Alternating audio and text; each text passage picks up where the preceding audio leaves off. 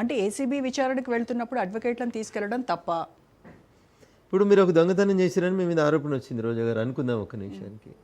ఇప్పుడు పోలీస్ స్టేషన్లలో చాలాసార్లు దొంగల్ని పిలుస్తూ ఉంటారు, లేదా మర్డర్ చేసిన వాళ్ళని పిలుస్తూ ఉంటారు, నేరస్తుల్ని పిలుస్తారు, లేదా ముద్దాయిల్ని పిలుస్తారు. పిలిచినప్పుడు నేను అడ్వకేట్లను తోలుకొని వస్తాను, మీ ఆర్గ్యుమెంట్ ఏంది నాకు అర్థం కాలేదు. అంటే ప్రతి దొంగ, ప్రతి మర్డర్ చేసినాడు, ప్రతి ఇంకో కేసు చేసినాడు అందరూ కూడా అడ్వకేట్లను తీసుకొని వస్తే ఇక పోలీసు వాళ్ళు ఏం చేయాలి మరి? ఇంతకుముందు అట్లే చేసిరా మరి? రఘునందన్ రావుని అరెస్ట్ చేసినప్పుడు అడ్వకేట్లను తెచ్చుకోమని చెప్పిరా? అడ్వకేట్ కదా. ఇంకా వేరే వాళ్ళని ఎవరైనా అరెస్ట్ చేసినప్పుడు అడ్వకేట్లను తీసుకుపోయేందుకు అవకాశం ఇచ్చిండ్రా?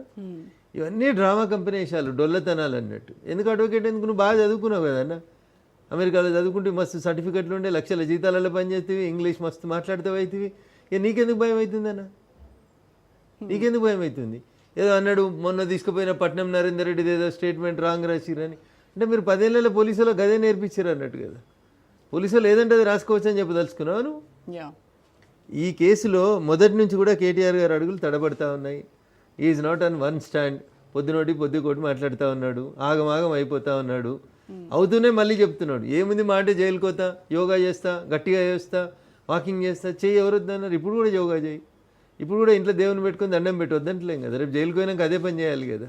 నువ్వు ఎట్లా దేవుని నమ్మవు కదా, ఆ దేవునికి దండం పెట్టుడు మొదలుపెట్టు, ఆరోగ్యానికి మంచిది అవుతుంది. ఇప్పుడు ఆ పార్టీ నేత హరీష్ కూడా నిన్న మాట్లాడుతూ ఇక్కడ మేమేమి డబ్బులు